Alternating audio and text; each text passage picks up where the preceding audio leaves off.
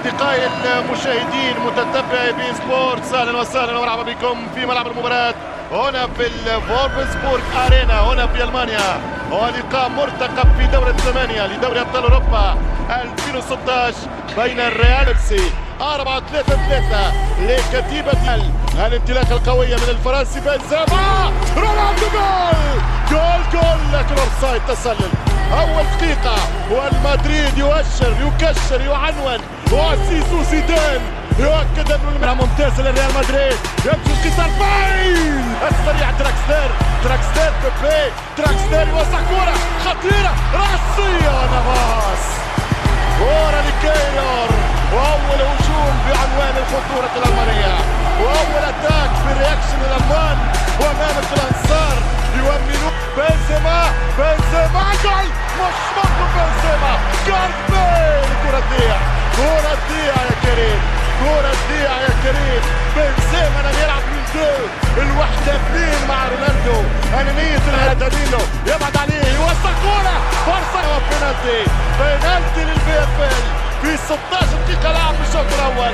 الجزاء تتسجل في تتشاط مليح، يمشي رودريغيز يحطها مليح وصح. 1-0 للبي اف ال، 1-0. انطلاقة كبيرة في مباراة الريال، ولكن الأقدام تعطي التفوق للألمان وكأنها عقدة ألماني للميرينجي. الريال بقدره وخبرته وتجاربه. دراكستير حط باس ولا بالأحلام. كرة الهدف الثاني والثاني عن طريق شورلي. ماذا يحدث للميرينجي؟ الهدف الثاني عن طريق القناص شورلي.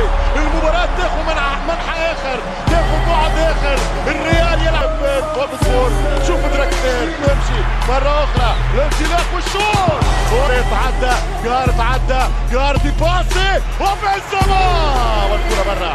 الكرة أيضا عندما تتمنع، والكرة عندما ترفض، والكرة عندما تقول نعم للفريق. كرة توني كروس حط كرة والحارس يتعمق يتجمد يتزين بنايو كما يكون.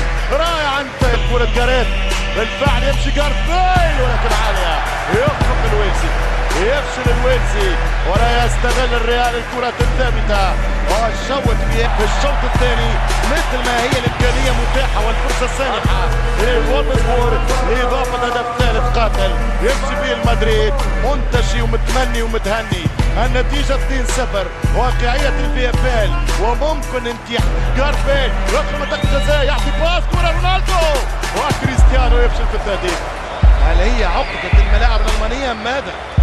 هل هي عقدة الكرة الألمانية ماذا للريال؟ والكرة تمشي وينك يا دانيلو، وينك يا أفضح لاعب. والثالث كان قريب، كان الثالث باي يا المدريد. توني كروس عداها مارسيلو لجارث بيل. يرى كريستيانو رونالدو محاولة. إنريكي وصل كرة خطيرة. شورلي الله على شورلي. كرة القاتلة الثالثة يا أندري. كرة ممتازة، كرة خلتها في المرمى في الوقت الأخير. الآن يلعب يسكو حلوة برشا. رونالدو وكرة في المرمى وبنال يقال لا. كرة مدريدية بالفعل. نهاية المباراة في ألمانيا. نيل بليش لفيلفيل فولفسبورغ. نتيجة كبيرة لديتر هيكينج ولفريقه وزيزو. 4 أيام بعد ما كان ممكن أحسن مدرب في العالم بانتصاره في الكلاسيكو والاثناء على خياراته واختياراته. اليوم برشا كلام على زيدان في اختياراته وبداياته بدانيلو مثلا وباقي الأسماء.